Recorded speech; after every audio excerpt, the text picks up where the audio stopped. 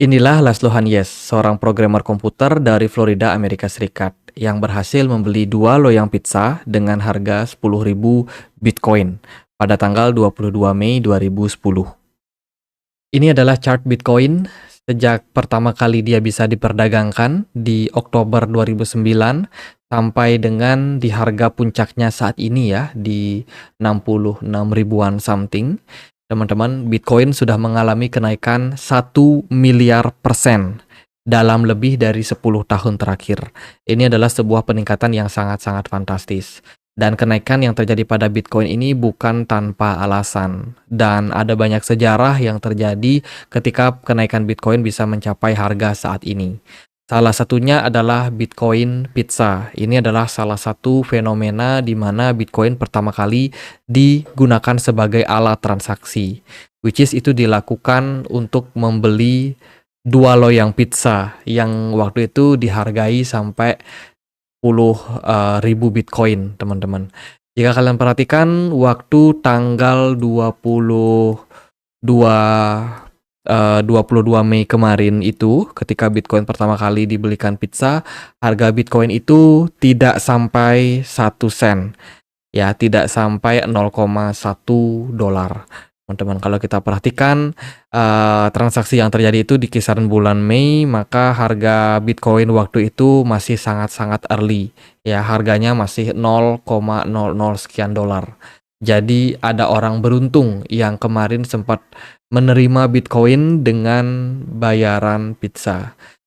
Pada awalnya, Hanyes mengumumkan di forum bitcointalk.org bahwa ia ingin membeli dua loyang pizza besar dengan menggunakan Bitcoin. Dan dia siap untuk menawarkan 10.000 Bitcoin kepada siapapun yang mau memesankan dan juga mengirimkan pizza tersebut ke rumahnya. Dan Hanyes sendiri baru akhirnya menemukan orang yang mau melakukan hal tersebut pada tanggal 22 Mei. Seorang akhirnya menerima penawaran tersebut. Akhirnya transaksi pertama terjadi di Papa John Pizza senilai 10.000 Bitcoin. Dan yang menerima 10.000 Bitcoin tersebut bernama Jeremy Sturtevant atau yang dikenal dengan nama Jerkos. Beberapa bulan setelah transaksi dua loyang pizza tersebut, Hanyes mengaku tidak begitu menyesal dengan keputusannya menghabiskan Bitcoin untuk sebuah pizza. Ia tidak mengira bahwa membeli pizza dengan Bitcoin saat itu menjadi sepopuler sekarang. Namun, ia melihat pengalaman itu sebagai sesuatu yang menarik bagi orang-orang. Dalam sebuah wawancara dengan Cointelegraph, Hanyes menjelaskan, "Saya tidak menyesalinya. Saya pikir ini adalah hal yang luar biasa, menjadi bagian dari sejarah awal Bitcoin dengan cara yang seperti itu. Dan orang-orang tahu tentang pizza dan itu adalah cerita yang menarik." Hanyes mengaku berusaha kapan saja menggunakan Bitcoin dalam transaksinya. Ia melakukan ini sebagai hobi. Tapi dia belum menggunakan Bitcoin untuk penerapan pembayaran tatap muka. Saya hanya pakai Bitcoin sebagai cara daring saja. Dan semenjak kejadian tersebut, orang-orang merayakan setiap 22 Mei sebagai Bitcoin Pizza Day. Sebuah hari di mana transaksi pertama terjadi di dunia nyata. Semenjak transaksi pertama tersebut, pergerakan Bitcoin terus mengalami tren kenaikan.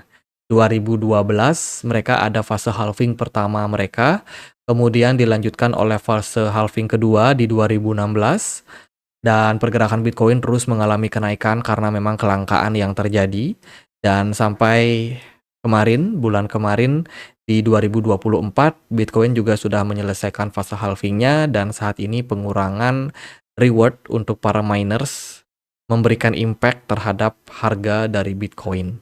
Dan fenomena ini merupakan fenomena yang sangat bersejarah ya untuk Bitcoin, yang pada awalnya merupakan aset yang harganya pun bahkan di bawah 1 sen, dan saat ini bisa dibilang menjadi salah satu aset dengan kenaikan tercepat dalam beberapa tahun saja. Jadi Bitcoin bisa dibilang merupakan salah satu aset alternatif bagi teman-teman yang pengen untuk diversifikasi uang kalian atau penghasilan kalian. Ya, disebabkan karena masalah saat ini yang sangat-sangat besar dan juga kerasa adalah yang namanya inflasi. Nah, yang jadi pertanyaan saat ini, apakah fenomena Bitcoin Pizza ini akan memberikan impact yang positif terhadap market? Nah, di sini aku coba kasih mark ya teman-teman, ada beberapa tanda panah di sini yang menunjukkan tanda panah tersebut ada di bulan Mei. Kalau kita lihat dari fenomena yang terjadi, pertama kali kita akan pakai chart yang di 2019, di mana di bulan Mei kemarin 2019 itu pergerakan Bitcoin mengalami kenaikan setelah terjadinya Bitcoin Pizza ini. Kemudian di 2020 pergerakan Bitcoin juga mengalami rally yang sangat signifikan setelah fase Pizza Bitcoin atau Pizza Day ya. Kemudian di 2021 setelah bulan Mei terjadi penurunan lanjutan sampai di bulan Juli before akhirnya Bitcoin mencapai all time high terbarunya. Kemudian yang terjadi di 2022 bulan Mei, waktu itu ada banyak sekali berita negatif. Bitcoin mengalami fase penurunan setelah Bitcoin Pizza Day. Kemudian di tahun 2023, pergerakan Bitcoin mengalami kenaikan lanjutan dalam beberapa bulan ke depan setelah Bitcoin Pizza Day. Dan saat ini kita berada di fase dan juga kesempatan yang sama. Pergerakan Bitcoin cenderung mengalami penurunan dalam 2 bulan terakhir, dan penurunan yang terjadi saat ini masih akan menimbulkan tanda tanya. Apakah setelah Bitcoin Pizza Day pergerakan Bitcoin akan rally bullish atau justru akan mengambil nafas untuk konsolidasi sebentar before akhirnya melanjutkan tren kenaikan? Karena secara historical pergerakan Bitcoin akan naik setelah fase halving. Nah, teman-teman, untuk melakukan investasi ataupun trading di market kripto, aku sendiri pakai Toko Kripto ya. Aplikasi Toko Kripto ini sudah aku pakai sekitar 4 tahun kemarin, teman-teman. Jadi bisa dibilang udah cukup terpercaya lah pakai Toko Kripto. Aku sendiri udah pakai, bahkan aku udah bikin video tutorial daftarnya 3 tahun lalu. Dan so far masih pakai juga, teman-teman. Toko Kripto adalah salah satu exchange yang sudah terdaftar dan terregulasi di Indonesia. Teman-teman bisa melakukan perdagangan dengan banyak sekali aset di sini. Dan juga Toko Kripto punya beberapa fitur tambahan yang terbaru. Ada instant trade bagi kalian pemula yang mungkin merasa investasi kok susah ya. Jadi bisa banget pakai fitur instant trade ini untuk melakukan transaksi pembelian dengan sangat-sangat simpel menggunakan aset yang kalian miliki. Kemudian mereka juga baru meluncurkan fitur terbaru, yaitu pembelian DCA secara berkala. Jadi ini cocok banget bagi teman-teman yang mungkin kerja sebagai karyawan, yang punya gaji mingguan atau bulanan yang tepat di hari tersebut ya. Teman-teman bisa melakukan investasi secara berkala. Teman-teman bisa banget membeli pembelian seperti Bitcoin atau Ethereum atau koin-koin yang lain untuk teman-teman cicil setiap bulannya. Bahkan nggak cuma tiap bulanan sih, tapi teman-teman juga bisa melakukan DCA harian.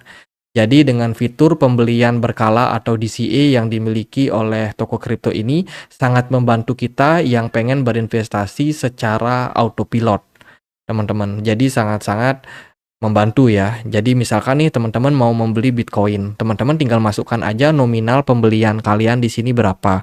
Misalkan teman-teman pengen invest Bitcoin 200.000. Contoh ya, ini contoh kita pakai yang mingguan aja, 200 minggu setiap minggu. Kemudian teman-teman bisa langsung tinjau. Nah, di sini teman-teman bisa menentukan nih, teman-teman mau beli di hari apa. Oh, aku mau beli Bitcoin setiap hari Jumat, misalkan seperti itu. Waktunya teman-teman juga bisa tentukan, oh aku pengen di jam 8 pagi, misalnya. Nah, kalau teman-teman udah oke, teman-teman perhatikan di sini ada biaya yang dikenakan. Kalau teman-teman melakukan transaksi, ada biaya tarif pajak juga sebesar 0,11%. Kalau teman-teman sudah setuju, silakan teman-teman klik yang ini untuk melakukan konfirmasi. Nah, setelah itu plan akan dijadwalkan. Make sure teman-teman tinggal top up IDR kalian ya di platform dari Toko Kripto supaya transaksi kalian bisa terus berlangsung. Kalau nanti teman-teman tidak top up IDR kalian, ya berarti fitur dari DCA berkalanya akan otomatis ketunda, teman-teman. Jadi kurang lebih gitu. Jadi fitur ini sangat-sangat bermanfaat bagi teman-teman yang mungkin punya kesibukan dan nggak siap untuk memantau market setiap harinya. Oke, gitu aja. Teman-teman yang mau daftar akun Toko Kripto bisa banget pakai kode referral aku yang ini, teman-teman. Jadi untuk link dan juga kode referralnya aku akan sertakan di kolom deskripsi video ini. Jadi sekian aja video kali ini, semoga bisa bermanfaat. Akhir kata saya Andre, makasih.